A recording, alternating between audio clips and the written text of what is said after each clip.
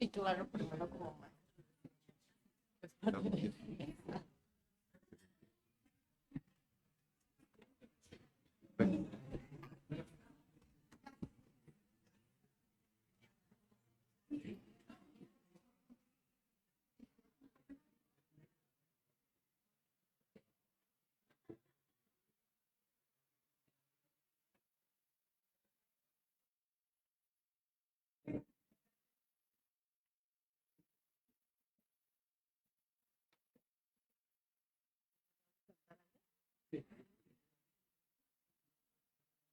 Pues tú me indicas.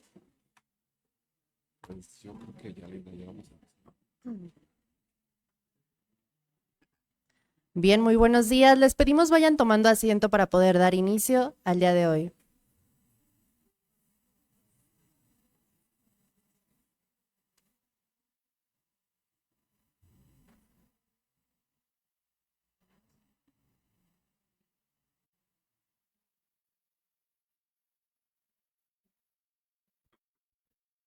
Segunda edición del Foro Estatal por los Derechos Humanos, Agenda Michoacán 2024.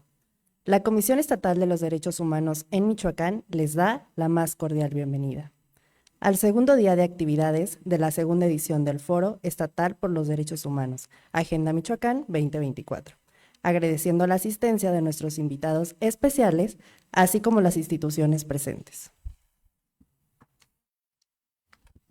Es muy importante señalar que tanto en las mesas como en las ponencias, si hay alguna duda o comentario que quieran expresar, las personas asistentes en todo momento estarán compañeros de este organismo al pendiente para proporcionarles material en donde puedan anotar su pregunta, mismas que se leerán al final de cada una de las actividades, para que las personas o las personas ponentes puedan contestar a sus dudas o comentarios. Lo anterior en razón de los tiempos previstos para el desarrollo de cada una de las actividades y el respeto de los mismos.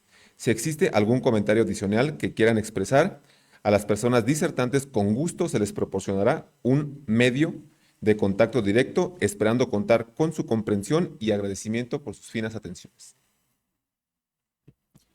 Entrando en actividades, se desarrolla la segunda mesa dialógica nombrada el Sistema Hegemónico de Opresión Sexogenérica, para lo cual es un placer para nosotros pedirle a Julio César Bermúdez Paz realice las labores como moderador de esta mesa, cediéndole el uso de la voz.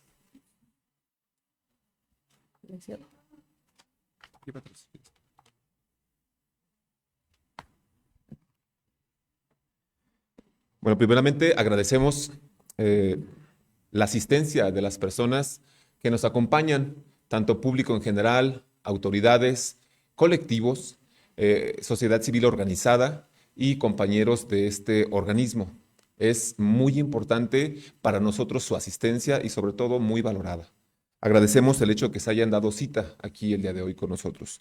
Y sin duda, esta mesa nos dejará a todos, estoy seguro, un muy buen sabor de boca y sobre todo eh, digamos, el hecho de incentivarnos para poder investigar también o incentivar, más bien ahondar más en esos temas que son súper importantes. Esta segunda mesa, bueno, titulada El Sistema Hegemónico de Opresión Sexogenérica, se va a desarrollar de la siguiente manera. Se van a exponer una serie de preguntas de las cuales las personas panelistas nos harán el honor de contestarlas, si así lo desean. Bien, y será pregunta y respuesta. Bien, si alguna de las personas que está aquí presente quiere realizar alguna pregunta con respecto a esto, reitero, los compañeros van a poderles proporcionar algún mecanismo para que ustedes puedan anotar sus preguntas y al final se leen todas en conjunto. Bien, si tienen alguna duda o comentario, con todo gusto, las personas integrantes del organismo estamos para servirles. Sin más preámbulo, permítanme presentarles a las personalidades que nos acompañan en el presidium el día de hoy. Primeramente, el maestro Arie Caleb Lázaro Oribio, con autoadscripción genérica, sexo genérica, como hombre trans, a quien le pido brinden un fuerte aplauso.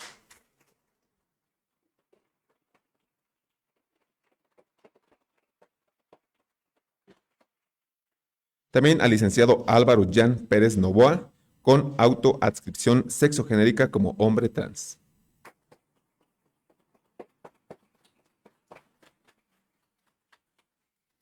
La licenciada Norma Elisa Valencia Farías con autoadscripción sexogenérica como mujer bisexual.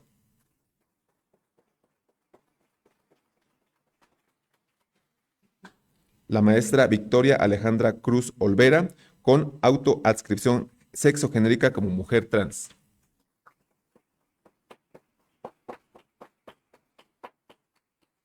La maestra Jennifer Córdoba Solís con autoadscripción sexogenérica como persona no binaria lesbiana.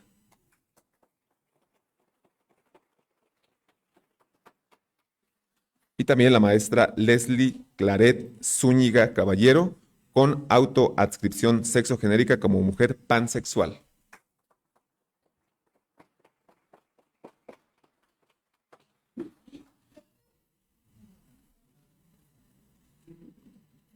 Es así como, bueno, procedemos a la ronda de preguntas y las opiniones y análisis de nuestros panelistas. La primera pregunta es, ¿cuál es tu opinión o su opinión sobre el papel que juega la cis heteronormatividad en la discriminación hacia la población disidente sexual? ¿Alguien quiere?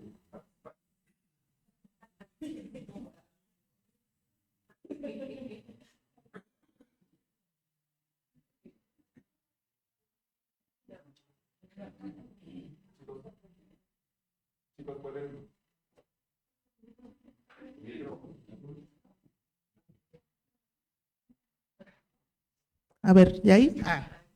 Perdón, yo fui la que no lo supe prender. Bueno, buenos días, todas, todos. Bueno, creo que partiendo desde lo que es la cis heteronormatividad y este aspecto que entiendo que es como el eje fundamental del panel, que es por qué es un sistema de opresión, pues parte desde la percepción de lo que es la normalidad y la anormalidad, ¿no?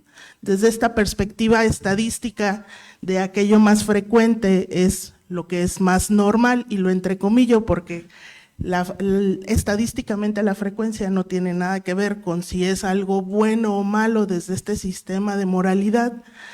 El problema con la sexualidad, la identidad, la orientación y en general todos los aspectos de la sexualidad es que se han catalogado desde una perspectiva estadística a un tema moral, es decir, aquello que es más normal se ha asociado a aquello que es bueno, que es éticamente correcto o moralmente correcto.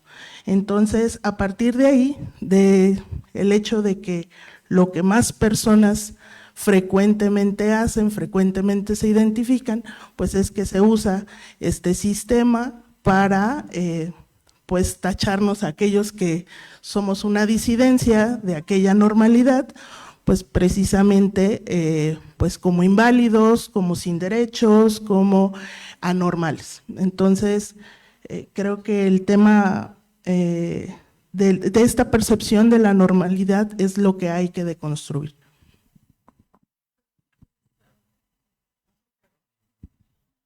Hola, buenos días. En respeto a los tiempos, voy a dar lectura a lo que preparé para esta respuesta y comentarles que yo hablo desde el trabajo que hago yo me centro mucho en trabajar con infancias porque creo que de ahí se puede encontrar la respuesta a muchas cuestiones, hablar desde lo que trabajo y pues desde lo que soy, ¿no? Y desde ahí me gustaría comentarles que la cisheteronorma es el medio por el cual se sustentan discursos que de a poco o no tan poco se convierten en violencia y discriminación. Esto se estudia desde hace muchísimo tiempo con diferentes nombres. Cisheteronorma es como le decimos actualmente, pero Foucault lo llamaba matriz heterosexual hace muchísimas décadas. La cisheteronorma lo que hace, como comentó mi compañera, es validar como única opción de vida la heterosexualidad y la cisgeneridad. Y existen muchísimas otras categorías que hablan de pues de estas normatividades que obviamos, como la reprogenerización, que es un término que se escucha muy apantallante, que habla de cómo lo prioritivo o lo objetivo último en las relaciones de pareja es la reproducción. Pero yo quiero hablar de cómo se instaura esta cisheteronorma. Y se instaura con mecanismos desde la primera infancia, con tecnologías que parecen sutiles pero construyen lo que ya de adultos asumimos como normalidad. Algunos ejemplos de esto son juguetes que sustentan roles de género, las filas en las escuelas, no sé si recuerden, fila de niñas, fila de niños, desde ahí se hace una separación. Los cuentos de hadas que construyen la imagen de lo que debe ser masculino, de lo que debe de ser femenino, los uniformes y hasta el propio rol de docente, como que la maestra debe ser una mujer cuidadora. Para donde voltemos existen tecnologías que refuerzan la cis-heteronorma y utilizan el concepto de Bourdieu que se llama hábitus, haciendo que estas cosas parezcan obvias. Y ya que se construyó esta imagen, esta naturalidad cisgénero y heterosexual, las personas LGBT que existimos pareciera que vamos en contra de la cis-heteronorma, porque está en todos lados. Si en todas partes parece que lo correcto es lo cis-heteronormativo, entonces los que estamos mal somos los que quedamos al margen de esta normatividad. Por tanto, si estamos mal, es correcto que se nos señale, que se nos discrimine, porque no somos el modelo correcto de este hábitus. De ahí la importancia de cuestionar y desarmar los distintos ámbitos de la cis-heteronorma para normalizar no solo el tema LGBT, porque no somos un tema, somos personas. Y desde ahí, pues la narrativa que habitamos y las personas que somos. La pregunta era acerca de la opinión. Pues mi opinión es que traer a discusión la importancia de la cis-heteronorma, empezar a debatirla y trabajar en desarmarla, es la clave para cambiar la perspectiva cultural y social en torno a las poblaciones LGBT de raíz, ya que las medidas superficiales de diferentes instituciones, que pues se utilizan aquí en Michoacán, son solo un parche al problema de atención a discriminación y violencia. Muchas gracias.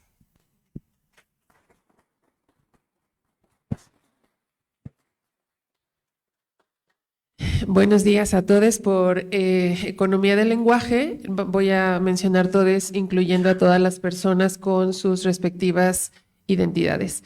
Algo que justamente ahorita que nos veía acá en la mesa, pensaba, bueno, ¿qué pensarán las personas de aquel lado de nosotros, no? Dirán, hay hombres y mujeres. Y entonces cuando hacen esta lectura de nuestra autoadscripción o descripción, me parece bien importante eso, ¿no? Porque las personas no somos lo que vemos. Cada quien nos nombramos de una manera y de repente el sistema de opresión cis-heteronormado funciona con un mecanismo tan sofisticado a veces y en otras tan simple como creer que en esta mesa solo vemos hombres y mujeres, ¿no? Y que además nuestra genitalidad nos dice quiénes somos, cosa que no es así. Y este sistema nos coloca a todas las personas, no nada más quienes somos de las diversidades y disidencias sexuales, nos coloca en una situación muy compleja, porque tenemos que cumplir con roles. Ahorita dentro de la psicología, yo soy psicóloga de formación, dentro de la psicología están utilizando este mecanismo de la fuerza femenina y la fuerza masculina, no sé quién lo haya escuchado. Eso me parece una romantización tremenda de los géneros, así como el hecho de pensar que las personas que nos autoadscribimos como hombres y mujeres tenemos que cumplir esos roles, ¿no? Entonces eso se vuelve muy violento porque no nada más es una fuerza que ejercen contra nosotros como personas de las diversidades, sino también contra el resto de las poblaciones, quienes tienen hijos, familiares, conocidos, que somos de las diversidades y disidencias, de repente se van a dar cuenta de las violencias que vivimos. Y estas opresiones, la forma más sencilla de verlo ahorita que lo comentaba Jan, pensaba, claro, a veces nos cuesta mucho trabajo darnos cuenta de cómo estamos formados en el mundo. ¿Alguien se ha preguntado por qué los bolsos de los pantalones son más chicos de las mujeres que de los hombres? ¿Por qué el botón está de otro lado? Porque los sacos todo se nota porque está de un lado, ¿no? Hasta la ropa. Sin embargo, estos sistemas llegan, efectivamente, como le dice Jan, desde las escuelas hasta todas las instituciones. Es la primera vez que hay una presidenta mujer. Pero además de eso, hay muchas instituciones que no han tenido a alguien a su cargo, a una mujer o a una persona de la disidencia y diversidad sexogenérica. Esto nos coloca a las personas en situaciones tan sencillas como decir, si yo no me siento identificada en ese baño, ¿por qué tengo que entrar a ese baño? ¿Por qué forzosamente tiene que haber un loguito que me diga que ese es mi baño? Si yo me identifico, gracias, como un hombre, pero no tengo un pene, entonces no puedo orinar parado con un migitorio. Entonces, esas cosas, eso es el sistema de opresión. A veces los términos, y Jan menciona bastantes, que sí son importantes que los normalicemos, y nos demos cuenta que el sistema es muy tangible, el sistema de opresión es súper tangible. Solo cuestiónense eso. En los bolsos de los hombres, de los pantalones, hacen este chiste, no sé si lo han visto, que cabe una crema Lubriderm, perdón por el comercial, cabe una crema completa. En los de las mujeres se sale la mitad del celular.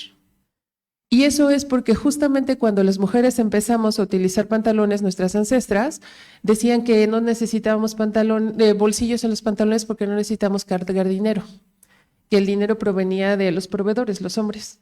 Y entonces empezaron los bolsillos, después una bolsa por fuera y después las bolsas de mano, porque nosotras tenemos que cargar, fíjense desde dónde viene, ¿no? Entonces, bueno, quería hacer esa anotación.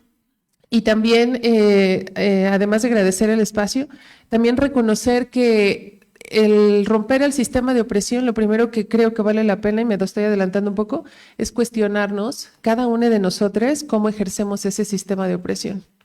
¿Va? Gracias.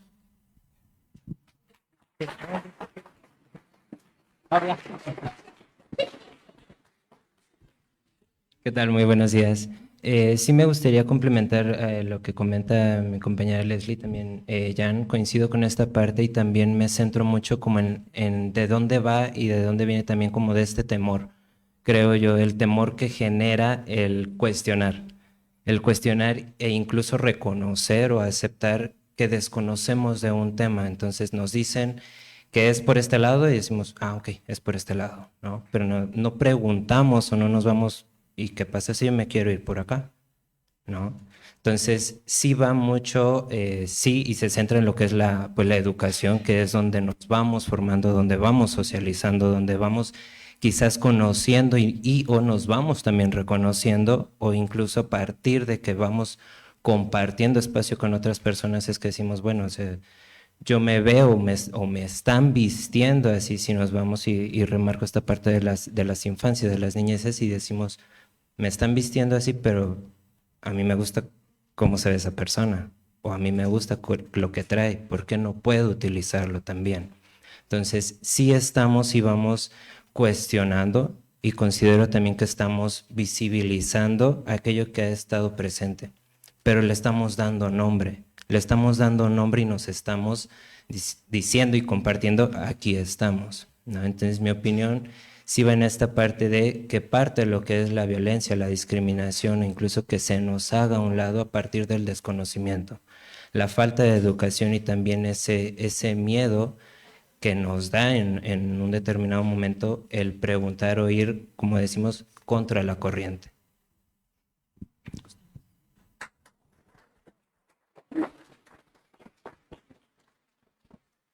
Bueno, solamente para complementar lo que mis compañeros, compañeras y compañeros acaban de comentar, yo quisiese decir que este marco normativo invisibiliza y margina a las personas que no se ajustan a estas expectativas, las cuales acaban de comentar, contribuyendo a la discriminación y a la violencia hacia la población de la diversidad sexogenérica.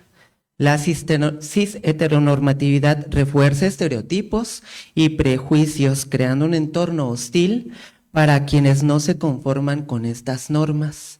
Yo quisiese comentar que la desinformación y el desconocimiento es lo que nos lleva a vivir un entorno de violencia, lo que nos lleva a no comprender y lo que las personas no entendemos o logramos entender o decimos, oye, ¿y por qué ella se siente o se identifica así?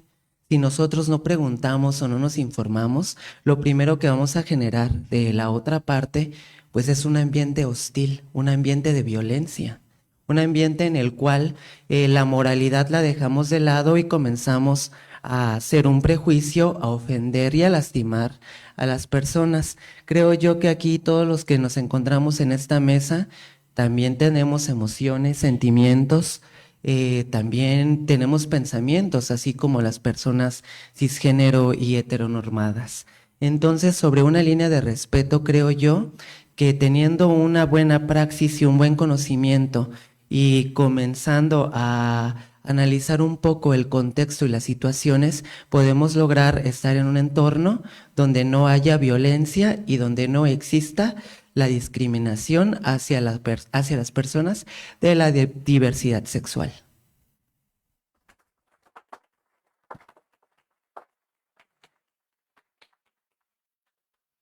Buen día, muchas gracias por acompañarnos tan temprano esta mañana. Creo que el género es la ficción mejor planteada que tenemos como sociedad y que se sostiene a través de actos reiterativos y performáticos que no solo nos constriñen, sino que nos limitan constantemente. Y creo que es súper violento y no solo para las personas LGBTIQ+, como ya mencionaban, sino para todas las personas, todo el tiempo la exigencia que tiene justo de cumplir con ciertos roles, de cierta expresión de género, de ciertos estereotipos, es súper marcada, ¿no? Desde peques todo el tiempo se nos está diciendo cómo tenemos que ser, qué debemos hacer, qué nos debe gustar, cómo debemos comportarnos, con qué debemos jugar, como ya mencionaba Jan. Y eso creo que todo el tiempo nos tiene como generando cierta frustración y miedo, ¿no? Miedo de salirte de esta norma que todo el tiempo se te pide, porque hay un castigo, ¿no? Hay un castigo social, tenemos una policía del género todo el tiempo señalando entre nosotras mismas. Pasa muchísimo, creo que también entre las mujeres, como todo el tiempo este señalamiento de no se maquilla, tiene el pelo corto, si la falda está muy larga, si la falda está muy corta, ¿no? Cumplimos con ciertas morales o no. Y que eso es lo que nos vuelve, creo que nos vuelve como sociedad muy violenta, ¿no? O sea, no solo violenta hacia un grupo en específico, sino entre todos nosotros, que todo el tiempo nos estamos exigiendo cumplir con una norma que ni siquiera creo que comprendemos por qué sostenemos, ¿no? O sea, ni siquiera somos conscientes de por qué la estamos replicando. Y creo que la mayoría de los discursos se vuelven eso, ¿no? Como un dispositivo controlador para todas las personas, del cual no somos conscientes, sino que se nos ha dicho y lo volvemos a hacer, ¿no? Lo replicamos y lo replicamos con nuestros hijos y lo replicamos con nuestros hermanos y con todas las personas que nos rodean y solo lleva justo a esa discriminación, ¿no?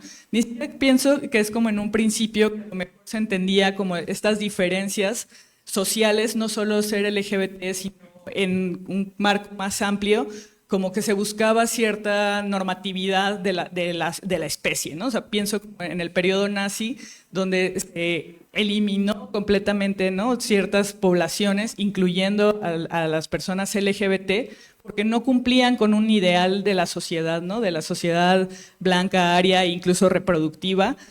Y creo que no estamos en ese punto, pero que seguimos sosteniendo esta violencia marginal solo por replicar un discurso que se ha sustentado durante muchísimo tiempo a través de diferentes dispositivos o de diferentes disciplinas, como ha sido la religión, las leyes, la psicología, ¿no? Porque nos fueron diciendo no solo desde la moral lo que debía o no debía ser, sino que lo sustentamos a través de cosas como el derecho, ¿no? O incluso como de la psicología al ponernos como personas enfermas o patologizadas. ¿Y qué pasa? Que cuando esos discursos se van cambiando con el tiempo, pero socialmente nos cuesta avanzar a ese mismo nivel, ¿no? Dejó de patologizarse, se sacó del DSM en el 90 el ser una persona homosexual, pero seguimos, ¿no? Como sociedad teniendo estas implicaciones violentas hacia las personas LGBT porque así ya se construyó, ¿no? Y nos cuesta muchísimo más como romper las cuestiones culturales que los propios discursos médicos quizá, ¿no? Pienso, ¿no? Como es tan violenta esta idea del género que no podemos ni siquiera existir fuera de este binario, ¿no? No solo es cis heterosexual, sino que además es binario todo el tiempo.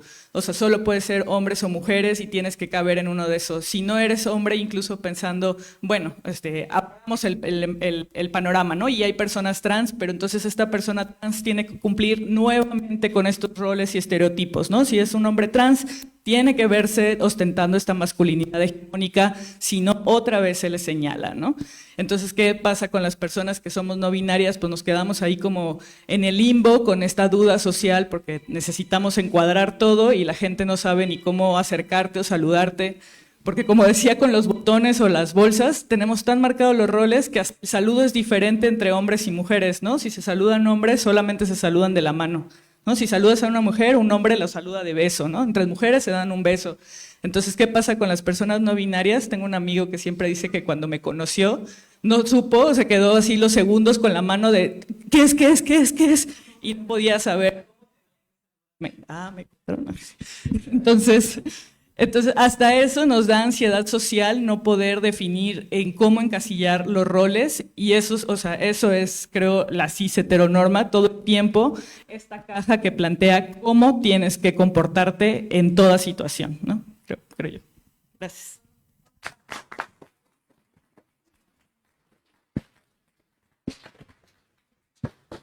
Nada más una anotación que hace Jen ahorita, justamente el pensar que esta época nazi solamente era que estaba buscando la purificación de la raza, no es, o sea, yo creo que tenemos ejemplos tangibles y reales que están buscándolo otra vez.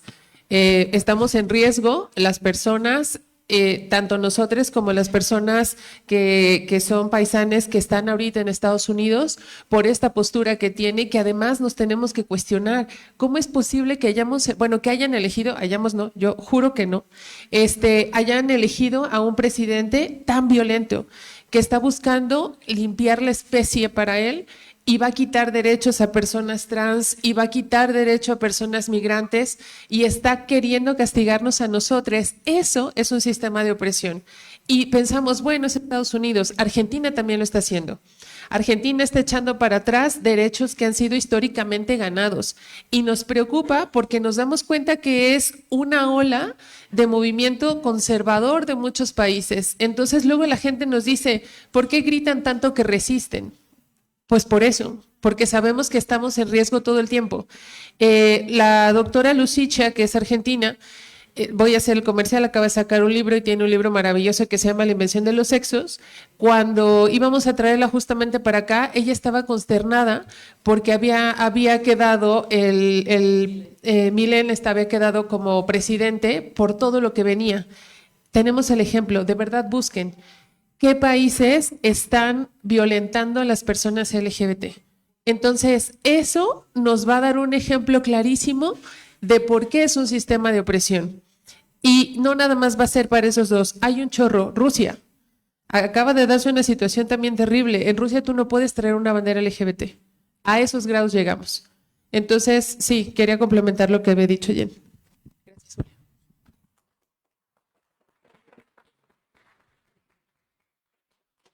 Excelente, pues bueno, aquí vemos varias situaciones y una de ellas me parece que es esta, digamos, esta otra pregunta. ¿Por qué se nos hace tan complicado esta cuestión de el lenguaje incluyente o inclusivo? Porque luego muchas personas pensamos que no merecen, o que, por ejemplo, he escuchado mucho esta frase, ¿no? Es que están degenerando el lenguaje, por ejemplo, con esta cuestión de, para las personas que, por ejemplo, compañeros, este tipo de situaciones. Bien, lo cual pues muestra justamente estas resistencias que tenemos como sociedad. Y no solamente a una cuestión de cambio, sino al reconocimiento de los derechos integrales de todas las personas. Entonces, son situaciones que se vienen dando de una forma histórica y sí, justamente, como lo dijo Jen, se me hace muy importante esta cuestión de la performatividad de género, que lo hacemos en automático, que ni siquiera nos preguntamos por qué lo estamos haciendo y ni siquiera nos preguntamos si realmente está bien o no está bien, pero lo reproducimos. ¿Por qué? Porque es lo normal, entre comillas. ¿Por qué? Porque es lo tradicional. ¿Por qué? Porque así hemos sido siempre. En alguna ocasión fui a una charla donde me decía una persona, no, es que sí sabes que psicológicamente solamente hay dos sexos. Perdón, ¿es usted psicólogo? No, no soy psicólogo. Ah, porque me asustaría bastante que fuese usted psicólogo, señor. Sí, por supuesto que sí los hay, o con estas situaciones terribles de las terapias de conversión, terribles. Bueno, pasemos a la siguiente pregunta, que también se me hace súper importante y que creo que es de suyo, es un tema toral que tenemos que tratar, ¿bien? Es el relacionado, por ejemplo, con infancias trans, ¿bien? Muy particularmente, en tu opinión, o en su opinión, ¿cuál sería la manera asertiva de acompañar y proteger a las infancias trans? Porque, ojo, esto es bien importante. Cuando hablamos de infancias trans, nos referimos a muchísimas cosas. No solamente es el hecho de hormonizar a una persona, como muchas personas consideran. Bien, entonces, ¿alguien gusta hacer alguna aportación? Me gustaría empezar con que el reconocimiento de infancias trans habla también del reconocimiento de toda infancia como una persona con agencia. las infancias piensan, sienten, más allá de, es que se es infante para llegar a la adultez y ya que llegan a la adultez, pues tendrán valor. Primero hay que reconocer a las infancias y toda la diversidad de infancias que existen, y entonces hablamos de las diferentes voces que están en la infancia, ¿no? Dando un poco lectura a lo que había comentado, me parece importante reconocer que el logro de reconocimiento de infancias trans de manera nacional existe desde el 2022 en la Suprema Corte de Justicia. Y más allá de cómo se haga el trámite, no es suficiente un reconocimiento documental si no se hacen las adaptaciones en todas las demás esferas. Y estas esferas son sector salud, sector educación y el apoyo a las familias. Otra vez me voy a centrar en educación y pues ahí les va. En el ámbito educativo, específicamente, la sensibilización y capacitación de docentes y personal administrativo debe ir más allá de las sesiones informativas ocasionales de corta duración, porque no, una plática de 1 hora respecto a qué es género y qué es sexo no es una capacitación. Es necesario implementar políticas públicas sostenibles y vinculantes que incluyan talleres integrales sobre diversidad sexual y su seguimiento, y de género como parte de la formación continua obligatoria, porque esto no debe caer en el juicio de profes buena onda que sí se informan y otros que no, y a ver cómo manejan sus grupos. Estos talleres deberían fomentar la reflexión crítica sobre la cis heteronorma y sus implicaciones en dinámicas escolares, abordar la validación de diversidad de configuraciones que pueden existir en la identidad sexual. Aquí hablo no solo de las infancias trans, sino también de que existen feminidades y masculinidades no hegemónicas que tampoco se están tomando en cuenta. Además, el rol del docente, y claro, no solo feminidades y masculinidades, sino también personas no binarias que existen desde la infancia. El rol del docente no solo es clave en el aula, sino su papel como figura de referencia para familias y comunidades. Hay que recordar que muchas veces desde la desinformación y el miedo acuden al docente en busca de apoyo, ya sea para guía o consejo de estos temas. Existen casos donde los padres de familia no saben qué hacer y es como, profe, ayúdeme, creo que mi niño es gay. Esta es una realidad que existe, que no se les debería cargar la mano a los docentes en eso, no, pero es un rol que cumplen. Es necesario que los docentes sepan qué hacer en estos casos para evitar continuar con desinformación que puede llevar a la discriminación. Y más allá de los docentes, es importante que las escuelas, desde sus normativas y manejo administrativo, por favor, capaciten administrativos, sean conscientes de cómo actuar al enfrentarse con la realidad de que infancias no cis heteronormadas existimos y estaremos entre sus alumnos. ¿Qué se hará frente a dudas de padres de familia con dudas? ¿Qué se hará con las preguntas de infancia que vengan cargando los prejuicios que tienen sus familias? Existen colectivas y organizaciones que podemos ayudar a construir estas medidas, porque es importante construirlas desde la propia población, no desde personas que se dedican a hacer leyes y que no tienen idea de las realidades que vivimos. Por último, antropológicamente, la escuela se ha reconocido como una institución de control, donde se instala lo que ya habíamos comentado, el hábitus, lo que se considera normal, la manera en la que las personas construimos nuestra visión del mundo y obviamos el orden natural. Pero también existe una propuesta de resistencia. La escuela puede ser un espacio donde se cuestionen todas estas normas y hay que tratar de que sea un espacio donde haya enfoques innovadores de protección a todas las infancias. Muchas gracias. Bueno, perdón. Sí, bueno, para comentar únicamente, aquí la pregunta es, ¿cuáles son las buenas prácticas para apoyar a las niñeces trans? Hay que aclarar, muchas veces confundimos y pensamos que el apoyar a las niñeces trans implica todo el tema de la hormonización, que ya es otro tema, es un punto y aparte, y hay que dejarlo bien en claro porque en ocasiones la sociedad piensa, bueno, es que quieren que comience un niño de 6, 8, 12 años un tratamiento hormonal. No estamos hablando de eso, estamos hablando de cómo apoyar a las niñeces trans. Como lo acababan de comentar, es primero darle un lugar y una voz a los niños, niñas y adolescentes para que ellos puedan desarrollarse en un entorno saludable. Bueno, una buena práctica que podría adoptar Michoacán es la implementación de programas de sensibilización y capacitación, que es muy importante en escuelas y comunidades sobre diversidad de género, la Asociación por las Infancias Transgénero en México ofrece un modelo de acompañamiento y apoyo que incluye la orientación jurídica y la sensibilización de profesionales de la salud. Además, la creación de protocolos escolares que reconozcan y respeten la identidad de género de los estudiantes trans, ya que todo esto es fundamental. Claro, no nos podemos apoyar 100% en el docente, en el profesor o quien esté impartiendo o dándole clase a nuestros hijos, hijas e hijes. También tenemos que poner y aportar desde nuestras casas, desde nuestros hogares, una línea de amor y de respeto para que se pueda desenvolver en este mundo y pueda crecer de una manera sana y independientemente de su identidad u orientación sexual. Entonces, teniendo esto en claro, creo yo que son medidas que podemos comenzar a ver. Yo he visto, tengo amigas que tienen a sus hijos inscritos, donde ya se están implementando todo este tipo de modelos y ya no se celebra el Día del Padre o el Día de la Madre, ya se celebra el Día de la Familia.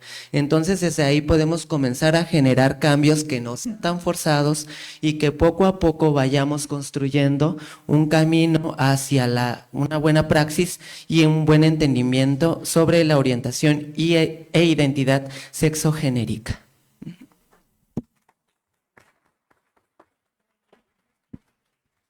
Ok, bueno, a mí me gustaría comentarles dos temas técnicos en específico. Efectivamente, lo que acaba de comentar Jan sobre el tema de los administrativos, yo estoy a cargo de control escolar de un subsistema de educación media superior y efectivamente el tema administrativo es un problema, porque al hacer el reconocimiento de la identidad de una persona, pues hay que homologar los documentos, ¿no? Entonces, ¿qué pasa cuando las normativas, por ejemplo, en mi caso, que somos un OPD, un organismo público descentralizado, la reglamentación y la normativa escolar no me permite hacer los cambios en la identidad de la persona, aquellas personas que egresaron hace más de 10 años, por ejemplo? Entonces, hay un problema técnico en este aspecto que urge resolver. La Secretaría de Educación entiendo que está funcionando medianamente bien, están haciendo los cambios de identidad con una compulsa y se les hace una reexpedición de su certificado, por ejemplo. Pero hay algunas instituciones que a nivel nacional, instituciones de educación media superior grandes que no han hecho cambios, que no han homologado su normativa, y ese es un tema pendiente que tiene pues el Estado, ¿no? Precisamente en los aspectos técnicos, la formación de los docentes, creo que es un tema que ha estado pendiente desde hace muchísimos años, esta mafia que existe, y lo digo con mucha responsabilidad, a ver si no me golpean aquí saliendo. En las normales para los maestros hay una deuda pendiente con un montón de poblaciones que la formación de los docentes sigue teniendo agenda pendiente. Yo sé que es bien importante enseñarlos a tomar una carretera y hacer una marcha, pero también hay un montón de agenda pendiente en el tema formativo. Entonces, los mapas curriculares de los docentes no se han actualizado en años y ahora con la nueva escuela mexicana, pues quieren que de un día para otro los maestros tengan la capacidad formativa de disposición y de aptitud para atender temas emocionales, sexuales, sociales, familiares de los alumnos, ¿no? Y creo que pues eso solamente vivirá en la mente de la persona que hizo el plan, porque cualquier persona que haya estado frente a grupo entiende que los cambios no son así, y que un maestro que tiene 20 años de trayectoria docente le dices de un día para otro que ahora tiene que hablar con lenguaje incluyente, que ahora tiene que ser respetuoso de identidades, de orientaciones, de expresiones de género, cuando ni siquiera entiende. A nosotros nos tocó en una capacitación donde un maestro, no voy a decir dónde trabajo para no balconearme, pero donde un maestro decía que el tema LGBT era pues una agenda de los Illuminati y con teorías conspiranoicas, un docente que está frente a grupo, que tiene a su cargo adolescentes que están en construcción. Entonces creo que en tema de buenas prácticas que le hace falta al Estado, entrarle al tema de la capacitación de los docentes.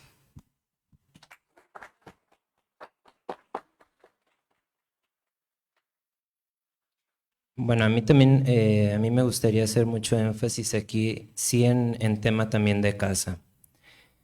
La importancia que tiene el darle voz también a las infancias, a las niñeces y adolescencias. ¿Por qué lo pongo así? Porque muchas veces, y lo comentaba, ¿no? O sea, no sabe lo que quiere o no está en crecimiento, espérate tantito.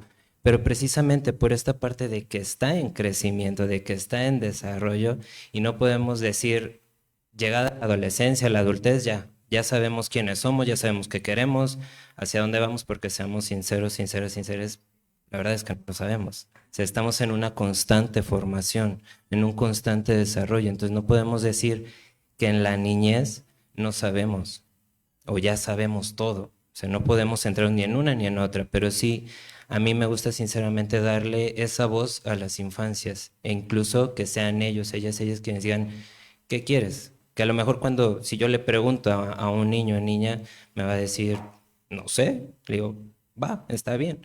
Pero aquí hay opciones, ¿no? Más no de, ok, te vas a poner esto, o vas a comer esto, o te va a gustar esto. Darle la opción, darle la voz que tienen y que están también formando.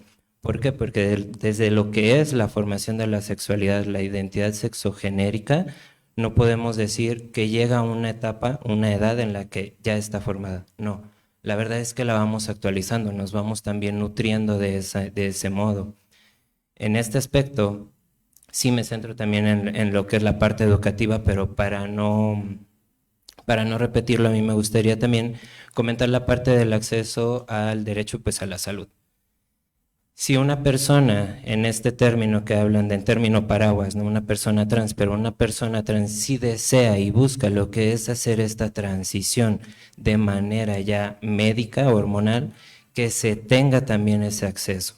Ese acceso a lo que es el medicamento, la hormona, pero también un seguimiento a partir de conocimiento, porque no es nada más decir, ok, ¿quieres hacer lo que es tu transición?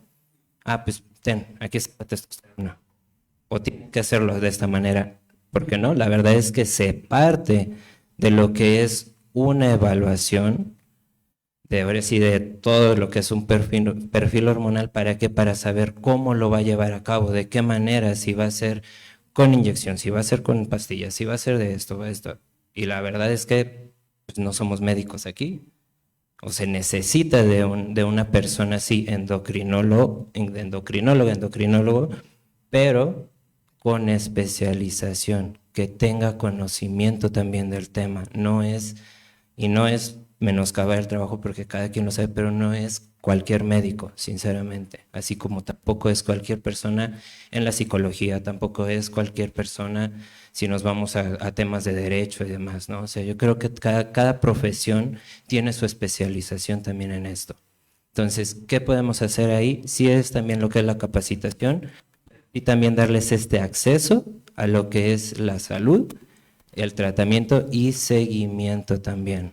Que se tenga un seguimiento real. ¿Por qué? Porque también es un derecho humano y no se puede decir, tú sí, tú no, tú sí, tú no.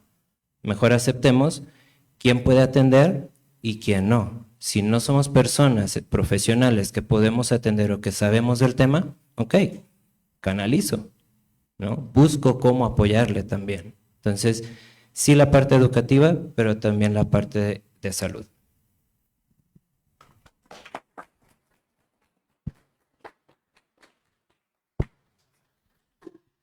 Creo que hablar de buenas prácticas del Estado es complejo porque el Estado no es un ente autónomo aislado, ¿no? O sea, las instituciones de gobierno o las instituciones, cualquiera sea, está conformada por las personas, ¿no? Por nosotros, por la misma sociedad, y somos esta sociedad que sostenemos prejuicios, estereotipos, estigmas, y que somos las mismas personas que estamos creando políticas públicas, leyes, ¿no?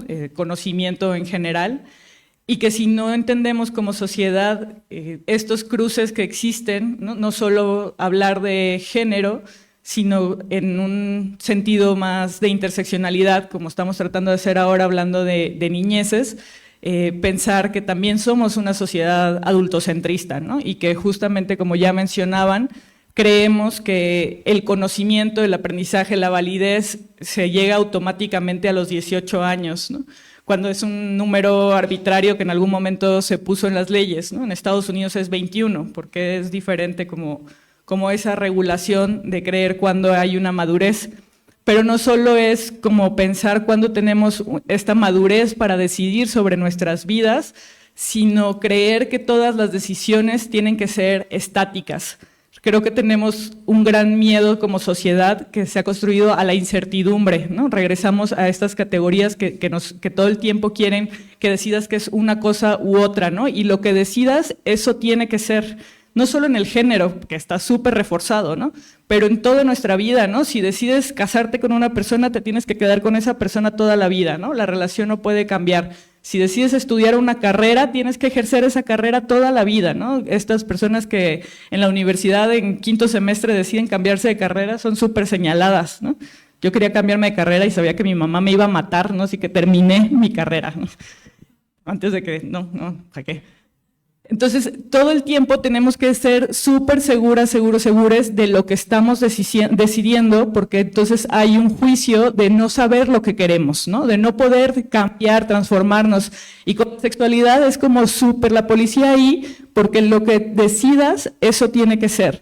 Y el gran miedo con las niñeces, creo que es esto como, es que si ahorita dice que quiere ser mujer, pero en unos años cambia y quiere ser hombre, o si le gustan las mujeres, pero luego le van a gustar los hombres, ¿qué pasa?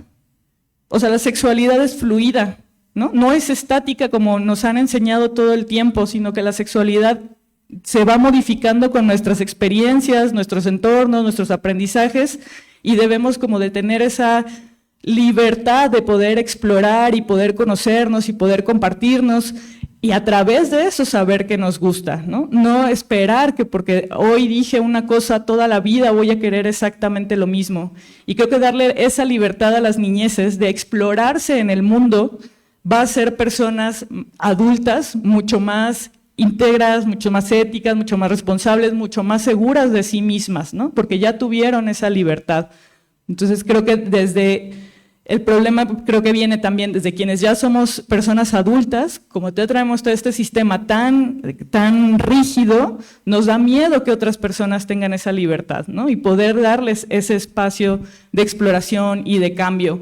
Entonces creo que para poder cambiar el sistema tendríamos que estar trabajando en nosotros mismos, ¿no? Como personas ya adultas y nuestros propios traumas y todo lo que nos dijeron que no podíamos hacer, para poder soltar esos roles, esos cánones y darle la libertad a las otras personas, ¿no? A medida de que yo entienda que no tengo que cumplir con un estándar, voy a aceptar que otras personas no tengan que cumplir con ese mismo estándar socialmente impuesto, ¿no?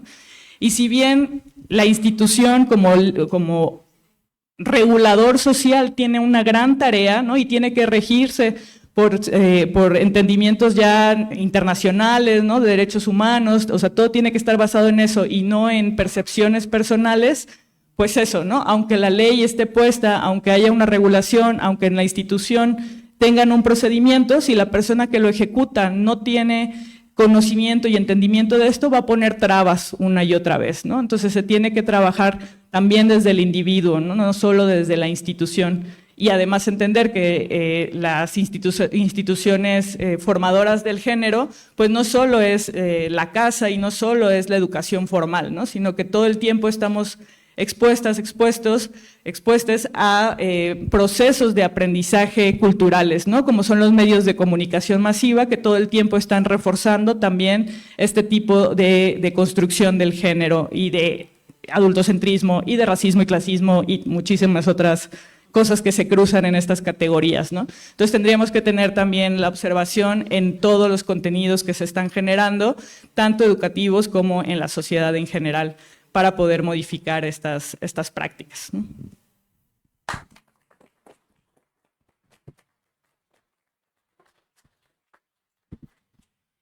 Bueno, voy a empezar por justamente ahorita que dice Jen que existen ciertos mecanismos. Creo que fue el año pasado, antepasado, con la doctora Leti Pérez de Educación, conformamos varias activistas dirigido por la doctora un modelo curricular para la transversalidad de enfoque de género en educación formal en Michoacán. Si ustedes se meten a cualquier buscador, ya no voy a hacer comerciales, se meten a cualquier buscador y ponen modelo curricular para la transversalidad de la educación, vienen manuales que abarcan kinder, primaria y secundaria, donde nosotros desde las Chiques de la Banda, que somos una colectiva transfeminista y disidente, participamos justamente hablando de esto que tiene que ver con el género, de no formar o conformar personas binarias, de permitir actividades que no perpetúen los roles de género, hablar justamente de diversidades, disidencias desde peques.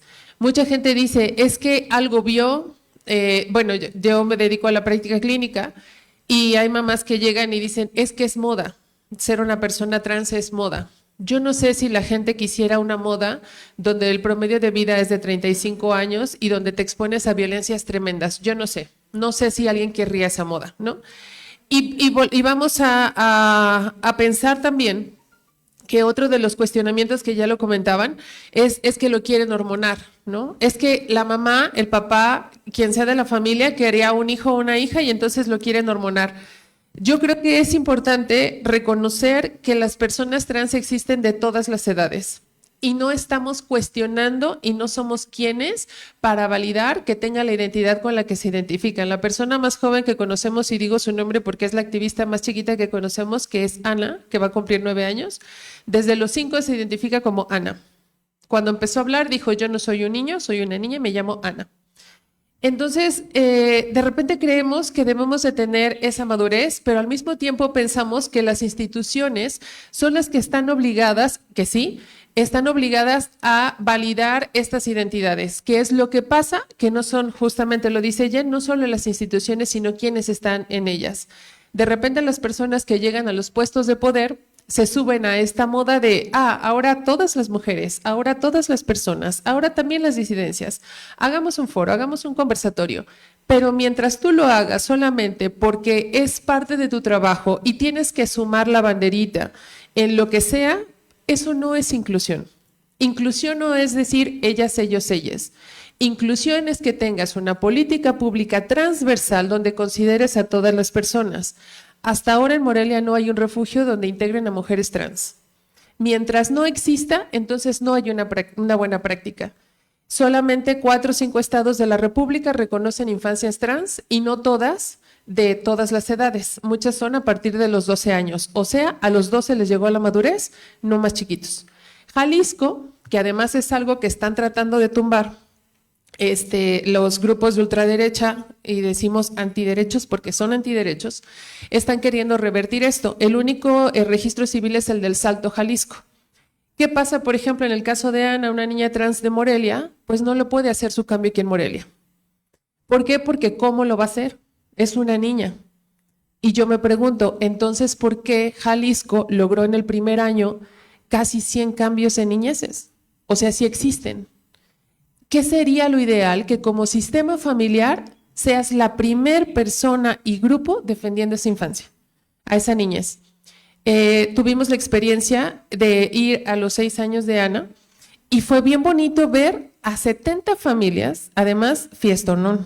Yo sentía a los 15 esto va a ser, van a tapar el pueblo.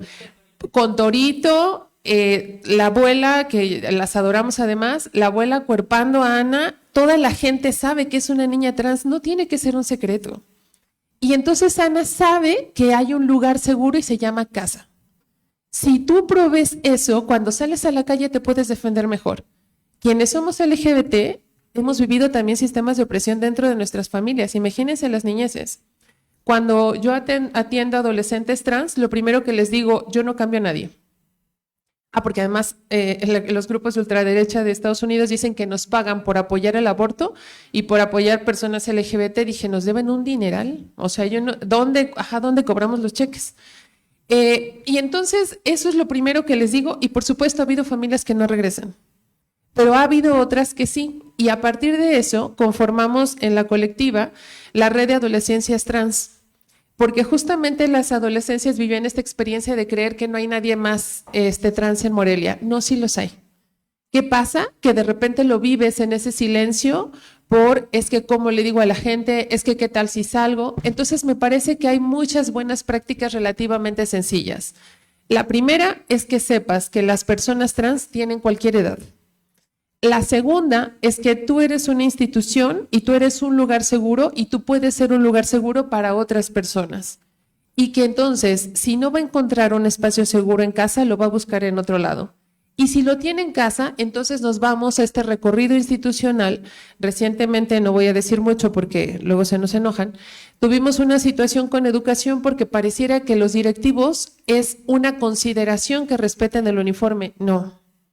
Quienes hemos sido servidores públicos, tenemos la obligación de respetar los derechos y facilitar el tránsito de las personas en las instituciones. No nada más existe eso, existen también, hay una guía operativa de la convivencia familiar, el protocolo de intervención sobre violencia escolar, una guía que justamente lo hicieron aquí en conjunto con la Comisión y Educación, donde dice que se tiene que respetar la identidad de las personas. Entonces, cuando eso no pase, lamento decirles, vamos a venir aquí. Porque hay una exigencia de los derechos, así sea salud, así sea educación, así sea, generalmente no pasa con el INE, pero llega a pasar, así sea registro civil, eso también hacemos. Una buena práctica facilita la existencia y el tránsito de las personas trans, cualquiera que sea la edad. Hace rato lo decía Victoria, Infancias Transgénero, que es una de las primeras colectivas que surge, tiene un estudio bien interesante que hace para personas no binarias, niñeces y adolescencias no binarias en la pandemia. Luego dicen, ¿cómo es que siendo chiquita dices no soy ni un niño ni una niña? Efectivamente hay un estudio maravilloso que le mandan a las niñeces y contestaron en la pandemia, y ese es el primer estudio de niñeces y adolescencias en México no binarias que vale la pena que revisen. Mi sugerencia es que cada uno de ustedes en casa se lleven como esta idea de, bueno, ¿por qué creo esto? ¿Por qué me han dicho? ¿Por qué deformamos el mensaje quienes decimos les, ¿no? Solo recuerden algo, ¿quién es la RAE? ¿Quiénes son la RAE? ¿Quiénes son? ¿Mande? ¿Pero quién la conforma? Señores europeos, blancos, mayores, adinerados, que en un escritorio, no tan bonito como este, en un escritorio toman decisiones con respecto al lenguaje, que se vengan a tirar barrio. Porque cuando te metes a los barrios, te das cuenta que no funciona así. Y además, durante toda la existencia de la RAE, solo el 20% han sido mujeres. Obviamente no ha habido ninguna persona de la diversidad de disidencia. El lenguaje es un ente vivo. Cuando tú nombras a una persona con el pronombre que decide, yo siempre lo digo, tenía un paciente que me decía, Leslie, quiero que ahora me nombres de esta manera. Ahora quiero este neopronombre, no solamente al ella, ella. Hay neopronombres, los neopronombres tú los puedes crear. Era una chamba tremenda estar pensando todo el tiempo en no la vaya yo a regar.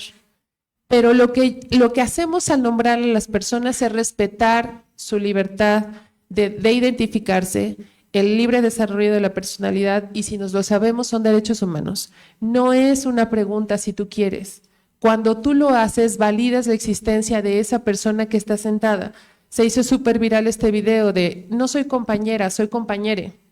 Fue una burla tremenda, pero algo que colocó en la vista es, si tú nombras a una persona, valida su existencia. Que ustedes se conviertan en esos espacios seguros para cualquier persona que se acerque con ustedes.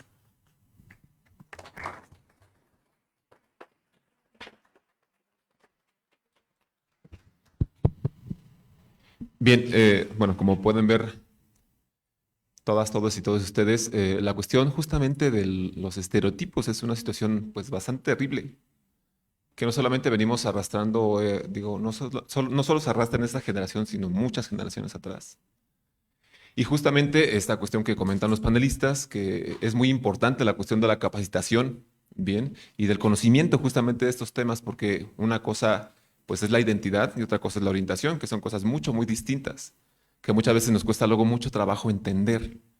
Y sobre todo esta cuestión de estereotipos, que justamente va marcándoles la pauta a las personas de hacer algo que muchas veces ni siquiera compartimos como personas. Ahora, bueno, la siguiente pregunta.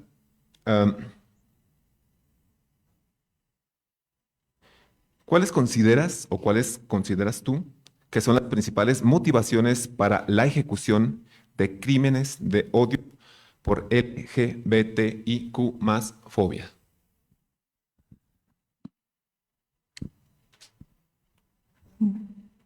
Para esta respuesta me parece prioritario, necesario, recordar que este es el año en la historia de México cuando más crímenes de odio contra personas trans se ha producido.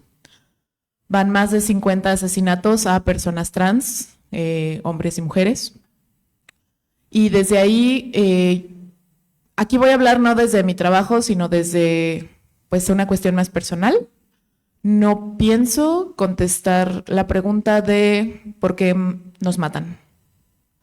Porque es muy fuerte, o sea, me parece muy, muy fuerte llegar a un auditorio y decir, pues yo me imagino que matan a personas como yo, como mi novia, como mis amigas, por esto. ¿Es importante hablar del tema? Sí, pero desde un posicionamiento personal no voy a contestarla. Y pues solo recordar eso. ¿La pregunta está planteada de una manera políticamente correcta? Sí. Pero es eso. ¿Tú por qué crees que nos matan?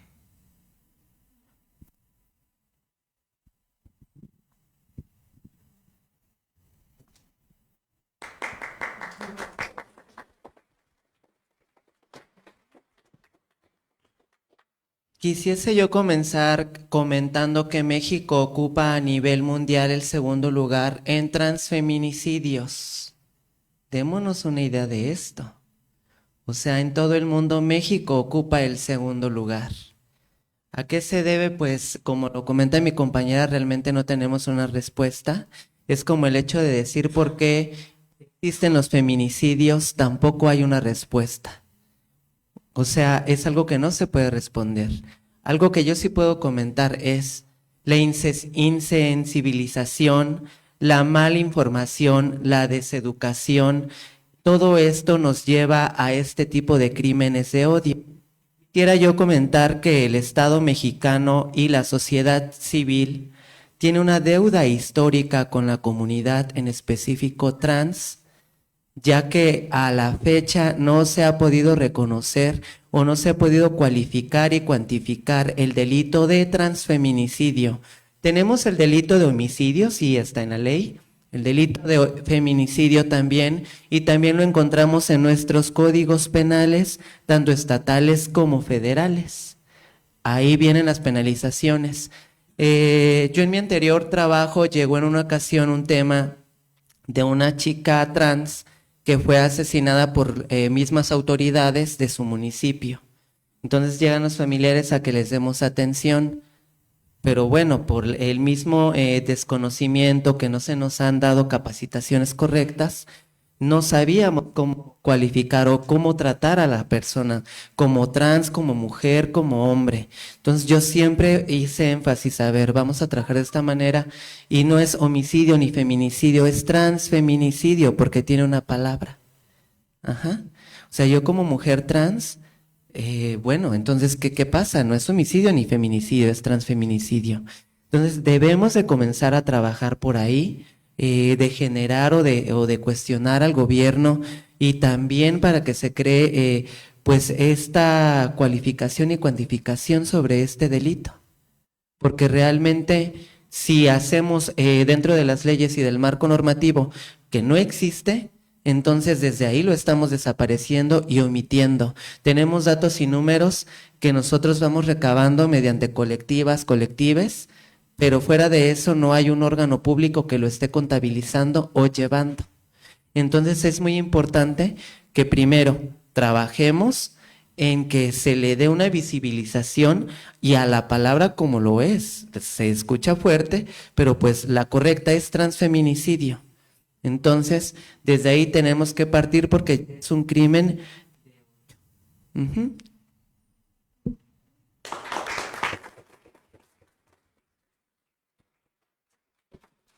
Híjole, qué complicado hablar de algo que nos atraviesa, creo que a cada uno de nosotros de manera diferente.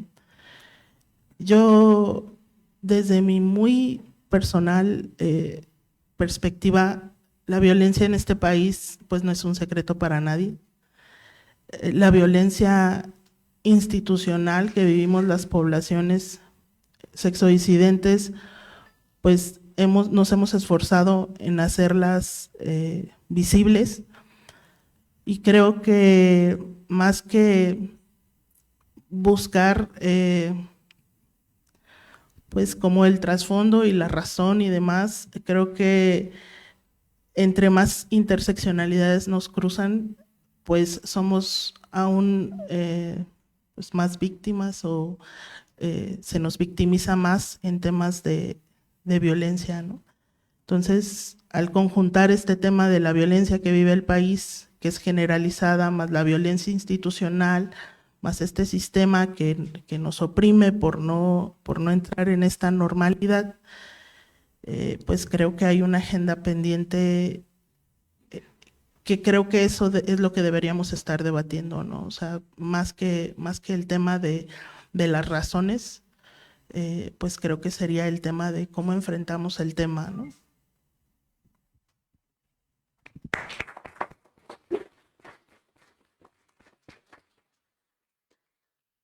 Creo que cuando las personas adultas nos autoadscribimos como personas de la diversidad sexogenérica, sabemos que hay un riesgo latente, y ese es que te pueden matar por ser quien eres, ¿no? Yo concuerdo totalmente con Jan y aplaudo mucho la postura, porque no importa por qué nos matan. No, ¿por qué no importa? Porque el punto más fuerte es que nos están matando, ¿no? Y es un riesgo que somos, bueno, lo hemos hablado en casa, yo estoy casada, entonces el hecho de saber que te pueden matar por quien eres es un riesgo que hemos decidido abiertamente, y lo hablo por nuestra 33, que somos parte de la colectiva Les Chiques de la Banda, sabemos que nos puede costar la vida. Sin embargo, hemos decidido abiertamente, lo hemos hablado incluso en nuestras respectivas casas, que es un acto de resistencia, porque no tenemos que dejar de ser quienes somos, luchar por como luchamos, hacer lo que hacemos, porque nos vaya a costar la vida. ¿Por qué no tenemos que dejar de hacerlo? Porque sabemos que es no solo resistir, sino también es luchar. Y por otra parte, también somos conscientes de que si no hay una sanción ejemplar a estos crímenes, van a seguir. Se acaba de dar el juicio, busque en internet cualquiera de sus redes sociales favoritas, el juicio que se acaba de dar para sentenciar a los asesinos de Samuel, un chico de España que mataron a golpes porque era gay, porque de vista se notaba que era gay y lo mataron a golpes. Acaba de darse el juicio, 5 culpables, y claro, ya cuando están ahí dicen, ofrezco una disculpa. ¿Para qué? Honestamente, ¿para qué? La neta, guárdatela, ¿no? Porque tú decidiste, porque viste a una persona abiertamente gay y amanerada, vivir feliz, ¿no?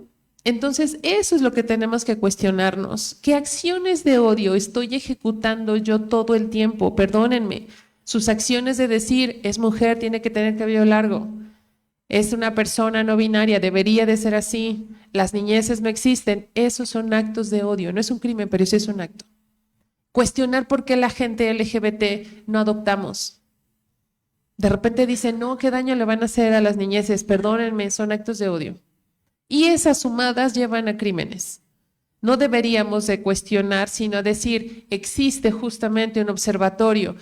Fundación Arcoíris, aquí Michoacán es Diversidad, lleva ese seguimiento a partir de notas periodísticas. Pero si tú lo solicitas a alguna institución, sorpresa, como no está tipificado, no te lo van a dar. Y las notas dicen, hombre vestido de mujer, no es un hombre vestido de mujer, es una mujer trans. Tenemos que dignificar mucho a las personas desde el lenguaje, desde las posturas, y creo que la respuesta es para ustedes, la pregunta, ¿no? ¿Por qué creen que nos matan? Eso es algo que llévense a reflexionar, ¿no? Y recuerden que tenemos familia y tenemos gente que nos ama, y ojalá quienes lo ven esto también se lo cuestionen.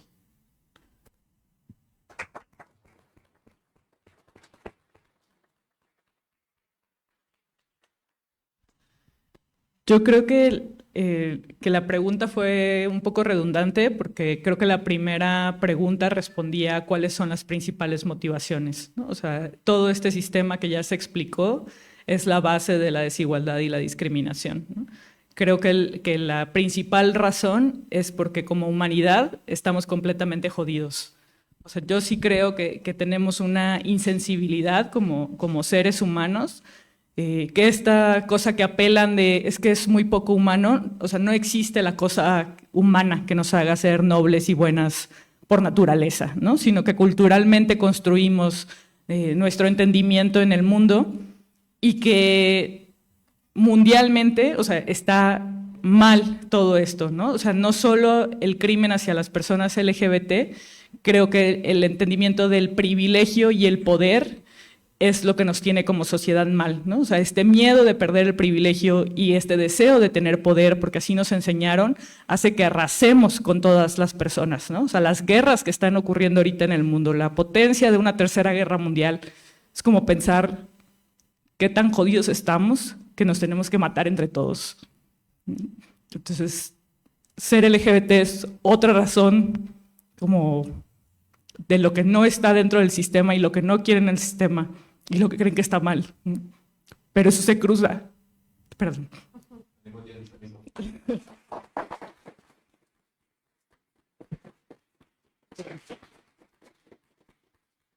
Pero como decía, ¿no? Norma, eso se cruza como con todas las otras cosas que nos vuelven blancos de ser expuestos, ¿no? De ser vulnerables. Y más si cumples con todas estas categorías de lo que no debe ser, ¿no? No solo nos matan históricamente a las personas LGBT, ¿no? A las personas con discapacidad también se les eliminaba, ¿no? A las personas de otras religiones, a las personas, o sea, creo que el punto es ese, que perder el privilegio social y perder ese poder que se tiene es lo que nos tiene tan mal, ¿no? Y querer mantener ese estatus, por más chiquito que creamos, ¿no? O sea, todas las personas nos sentimos o buscamos ese poder en algún momento y el terror de perderlo es lo que nos hace volvernos contra nosotros mismos, ¿no? Entonces, creo que como dice Leslie, tenemos que estarnos preguntando todo el tiempo cómo estoy sosteniendo ese sistema para poder romperlo, ¿no? Gracias.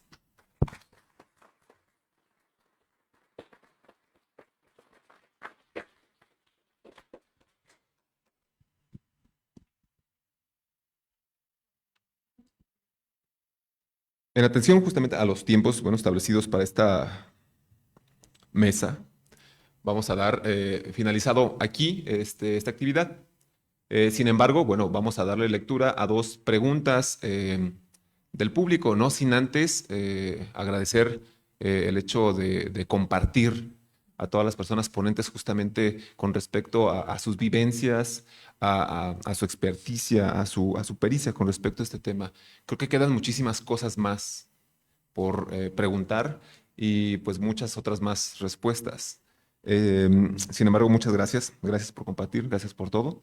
De verdad es un placer tenerles aquí y sobre todo que nos acompañen justamente en estos temas que son tan importantes y sobre todo que ocupan tanto esta cuestión de visibilización y de conocimiento general para todas las personas. Muchísimas gracias. Muchísimas gracias por todo. Jen, gracias. Bien, bueno, vamos a dar paso a dos preguntas del público que tienen y luego le cedemos el uso de la voz al compañero. Bien, ¿han trabajado en colegios privados? Bueno, comenta aquí la persona, dice que yo fui despedida por hablar de diversidad. Digo, a lo mejor más que una duda es una cuestión de comentario. ¿Alguien quiere aportar algo al respecto de esta situación? ¿Quién es la persona? ¿Puedo? Yo también. Yo dejé uno de los puestos que puedo decir que yo soñaba. El día que yo regresé a la universidad, dije, yo voy a regresar como directora de licenciatura. Y regresé. Me costó el puesto. Yo supongo y asumo que fue porque me vieron que en ese momento, creo que todavía, Jen es mi esposa, que tú creo que todavía no estamos casadas. Yo supongo que me vieron en la calle porque cambió todo y me corrieron, me dijeron que no se renovaba mi contrato y justo el último día se fue a disculpar una persona que era cercana en ese momento a la rectoría a decirme, no vayas a creer que es porque eres de la diversidad sexual. Dije, Maldita sea, ¿por qué no vine antes a la comisión? Yo lo entiendo y eso es un sistema de opresión. O sea, de repente la gente cree que no es costoso. Y sí, nos cuesta un chorro, la verdad, hablar, pararte frente a grupo, saber que tus estudiantes, tus compañeros, la gente que te ve en la calle sabe, ¿no? Qué eres y quién eres y te señalan. Simplemente pues busquen nuestros nombres, ¿no? Y entonces ahí aparecen cosas. O las posturas políticas que tengas. A mí me llegó una notificación de los grupos de ultraderecha hace como 3 años, yo creo, 2 años, porque públicamente dije que los baños no deberían de estar divididos por género. Puta, se infartaron. Tan es así que me llegó mi respectiva queja, ¿no? Y fue, sí, firmada por COEPRED, ¿no? Y dices, ¿qué pasó? Perdón, es público, va a salir el video, chin. Se tenía que decir. Entonces sí, desafortunadamente pasan estas cosas. En ese momento yo tomé la decisión de no defenderme, busqué a defensoras de derechos humanos, entre ellas a la colectiva Mapas, y yo asustadísima. Y me acuerdo mucho que la doctora Sofía Blanco me dijo, ¿qué quieres hacer? Nada, lo sostengo. Hasta el día de hoy, perdónenme que lo diga, los baños no deberían estar divididos. ¿Cuántos baños tienen en su casa que dicen hombre y mujer? Los baños se convierten en un espacio de violencia porque no hay una supervisión y no hay una educación de los espacios y el respeto a las personas, no por el baño. Acaba de sacar, ay, me va a matar Jessica Marjan. Jessica Marjan, que es una activista de juventudes trans de la Ciudad de México, acaba de lograr un acuerdo, una recomendación consultiva, que es la 0224 de COPRED, que la pueden descargar, donde dice justamente de la importancia de los baños no binarios y de los baños neutros. El baño es el baño, ¿no? Yo lo que sugiero es cuando estos temas se coloquen y cuando nos despidan, hagan uso de todos los mecanismos posibles. Es cansado, es muy cansado, pero peleales. Yo en ese momento la verdad no peleé porque yo estaba muy, muy lastimada, muy dolida por el hecho. Pero cuando nosotros acompañamos a los derechos humanos de las personas, a veces las familias me dicen, ya no les. Y digo, no, sí. Tu hija tiene derecho, nos acaba de pasar, tiene derecho a usar la ropa que se le dé la gana. Si es pantalón, quiere pantalón. Si es falda, porque quiere falda. No es pregunta. Y les paso un dato. Ana llegó, apenas que venimos a la conferencia de Shio, de Shibón Guerrero, Ana llegó con el pelito rapado de aquí abajo, tiene 8 años. Y acuérdense, las escuelas te dicen, mujeres cabello largo, no pintado, hombres cabello corto. Ana llegó con el cabello con las puntas rosas y rapado de aquí atrás. Y le digo a la mamá, oye, ¿qué onda? ¿A poco Ana se fue así? Y me dice, ella sabe la mamá que tiene y la va a defender siempre.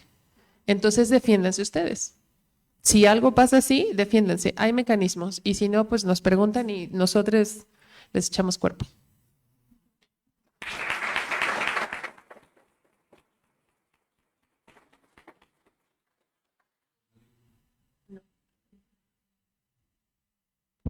Bien, ¿alguien más quiere aportar? Bueno, pasemos.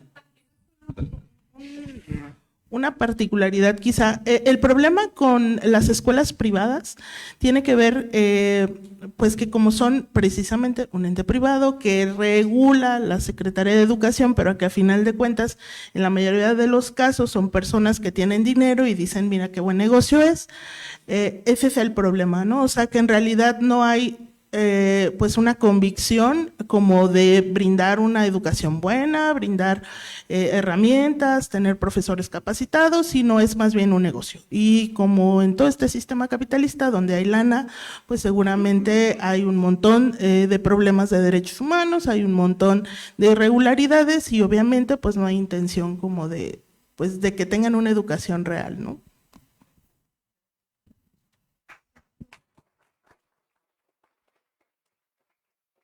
Bien, pasamos rápidamente a la siguiente pregunta. Dice, sobre la violencia transfeminicida, ¿cómo ayuda o no abona la tipificación del transfeminicidio en Michoacán? Y ¿el punitivismo es una respuesta o solución?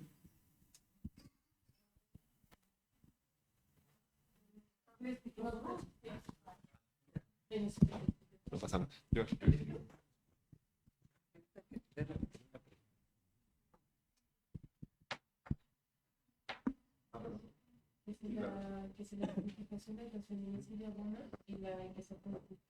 Ah, ok.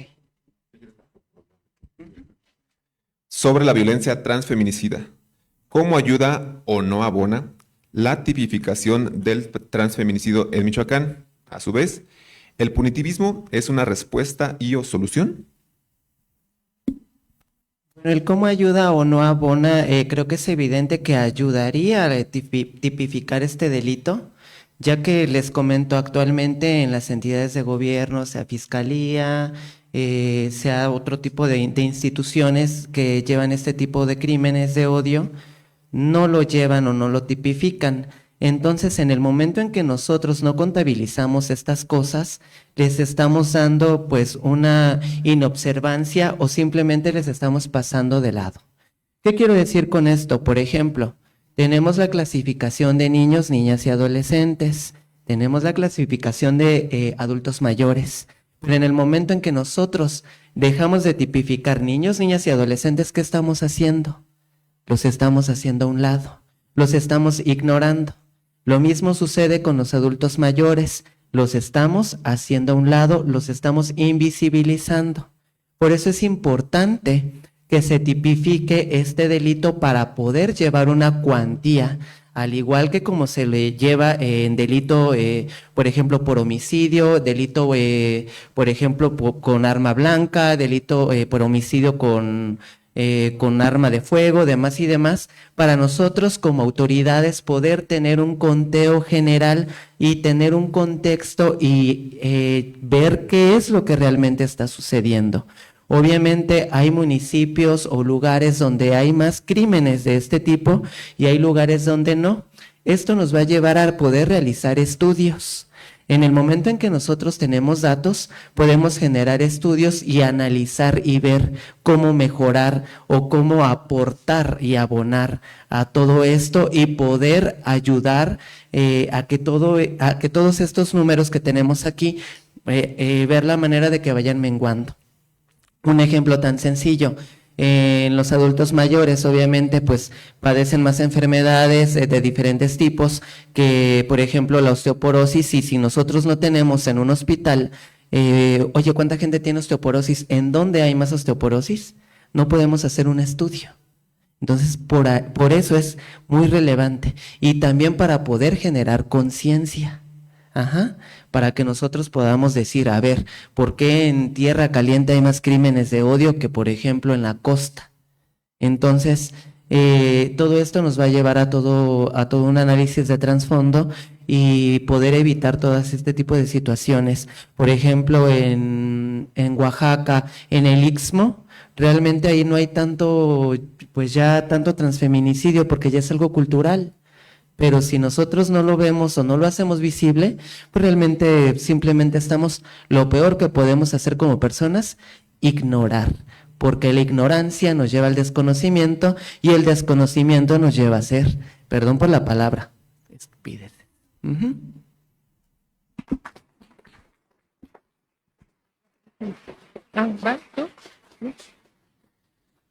Y con respecto a lo que comentan que sí tiene que ser punitivo, yo pensaría que primero tendría que haber otras estrategias, o sea, no obviamente para el transfeminicidio, porque ya estamos hablando de un homicidio, generalmente es doloso, ¿no?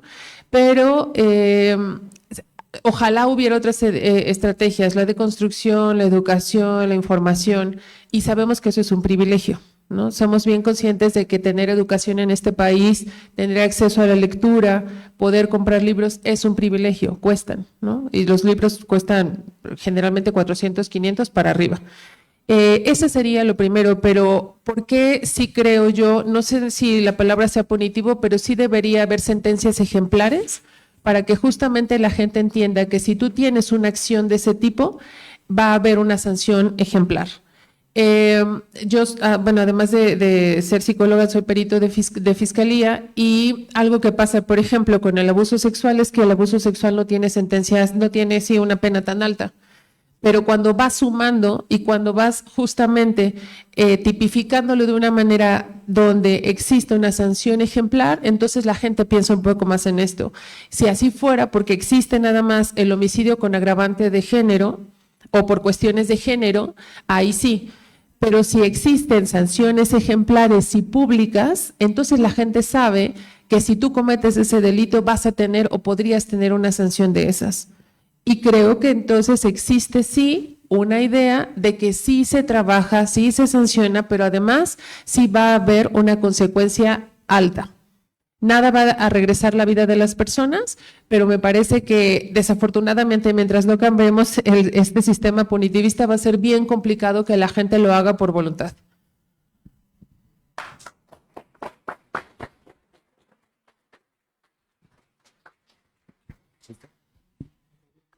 Bien. Ahora demos paso justamente a la participación del compañero Pedro Fernández Carapio. Adelante, por favor, Pedro. Gracias.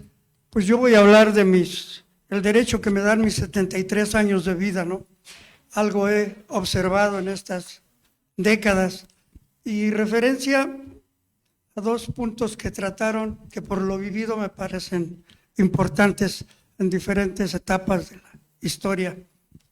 Uno que dijo Leslie, del exterminio llevado a cabo por los nazis. La otra que hablaron de en México la mayoría de edad cuando se alcanzó a los 18 años.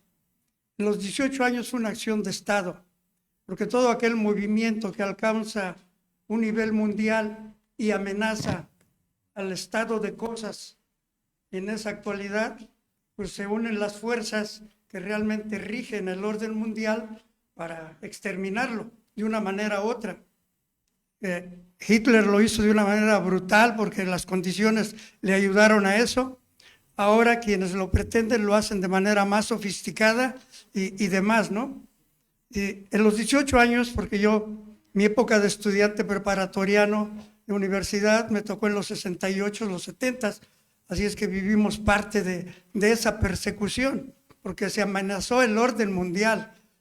Y precisamente buena parte de los estudiantes, hombres, mujeres, estaban dentro de ese parámetro de edades, entre los 18 y los 21. Así es que con esa urgencia fue una decisión de Estado para que fuesen procesados como adultos, porque muchos estaban dentro del proceso y también más bien previendo que si este fenómeno, este movimiento crecía, iban a tener todas las herramientas para procesarlos, lo cual de la manera que se actuó, pues jamás hubo proceso alguno, fue igual un aniquilamiento, una persecución. Y porque recordarán que en ese tiempo era todavía más indispensable que ahora, que aún lo sigue siendo, ahora es el INE, antes era la cartilla militar. Una de las principales razones por la que muchos nos fuimos en los 70s a los Estados Unidos fue precisamente por eso, porque Gobernación y el aparato policíaco de la época se encargaban de perseguir de manera permanente. Tenían identificado y tenían todo el padrón de los que habían sido activistas y en el nivel en que se movían. Y para no irse de indocumentado y pasando eso, para poder sacar el pasaporte, se necesita la cartilla militar. Así es que todo eso está ligado, ¿no? Fue una decisión de Estado para inhibir que siguiera este movimiento, que con la matanza que hubo, pues creo que el mensaje no dejó mucho a las deducciones. Y la otra de Hitler, que tiene que ver con Trump, yo creo que los que rigen el orden mundial, hay fuerzas oscuras que no conocemos. Deducimos y los expertos nos dicen, pero hay fuerzas oscuras que mueven eso. A final de cuentas, el movimiento de ustedes está creciendo tanto que se está convirtiendo, creo yo, en una amenaza al orden mundial.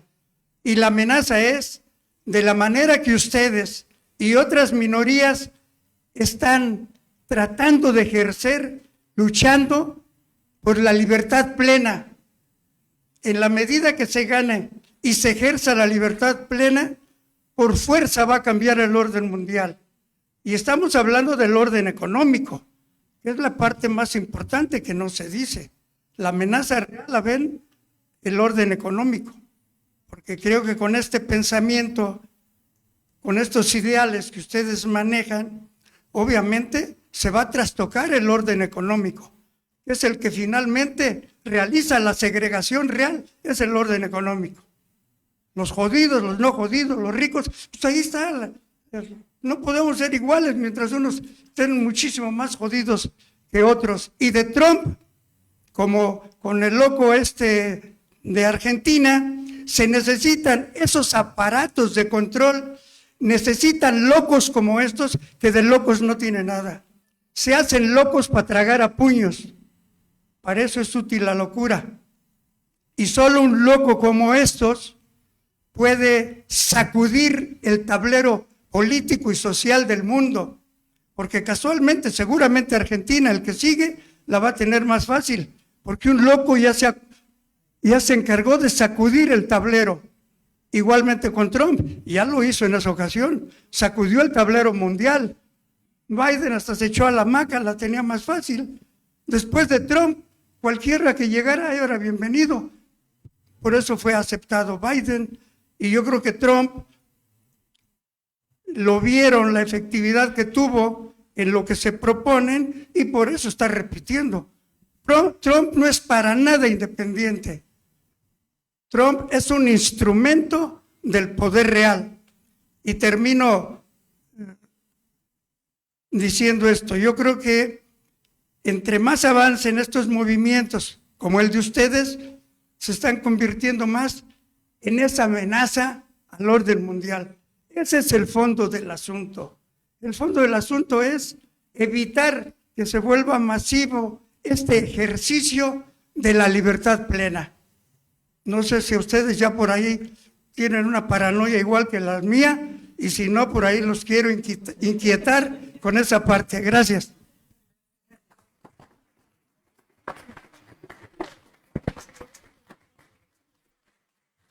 Agradecemos las participaciones de cada uno de los presentes. No sé si tengan algún comentario a esta última participación. Por cuestiones de tiempo les pediría que sea breve.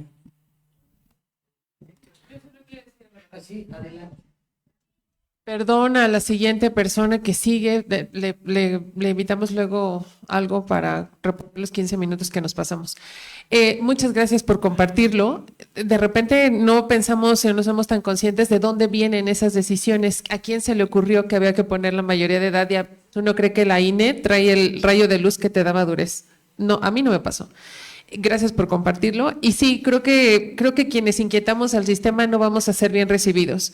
Lo único que, bueno, agradecer obviamente a la comisión por la invitación. A Alex, tú sabes que te quiero muchísimo, porque ha sido un compañero de lucha que nos ha abierto las puertas de la institución. Y también decirles algo, cuando un derecho solamente lo tenemos ciertas personas es un privilegio. Y nuestra lucha va para que todas las personas, cualquiera que sea su identidad, expresión, orientación, situación, sea un derecho humano para todos. Y ahí vamos a luchar hasta que se nos acabe la línea de la vida. Entonces, muchas gracias.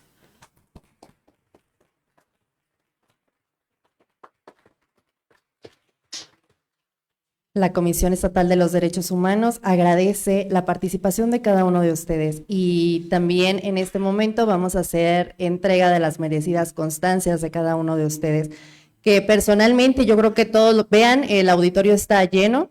Yo creo que son personas muy valiosas y grandes que yo he tenido la oportunidad de convivir con ustedes y me han dado la oportunidad de darme cuenta de las personas tan grandes y maravillosas que son. Entonces, hacemos la entrega de las constancias en este momento y también un pequeño detalle.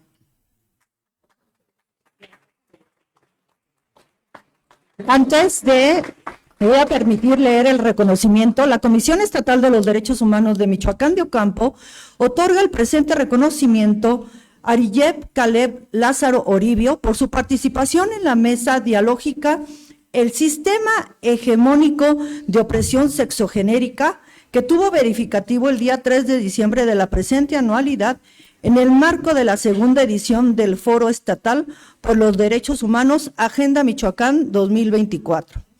Lo firma el doctor Marco Antonio Tinoco Álvarez, presidente de la Comisión Estatal de los Derechos Humanos.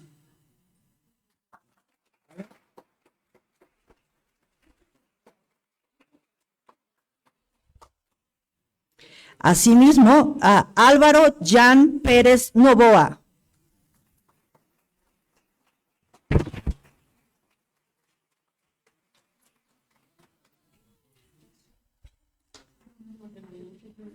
A Norma Elisa Valencia Farías.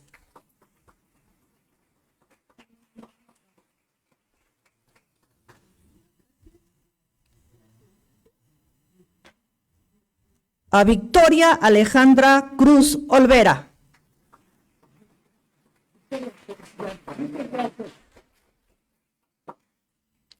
A Jennifer Córdoba Solís.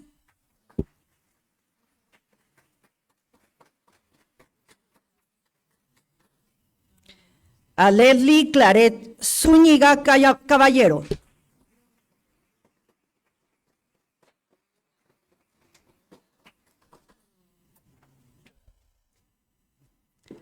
Y por último, a nuestro compañero y amigo Julio César Bermúdez Paz.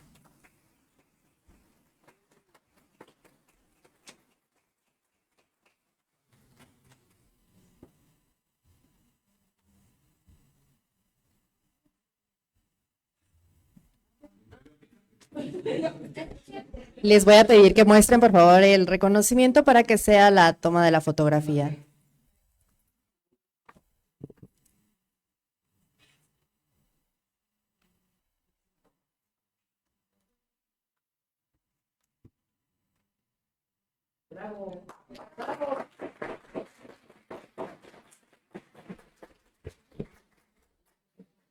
Bien, muchas gracias. Los invitamos a formar parte de este foro. Chicas, chicos, chiques, muchísimas gracias.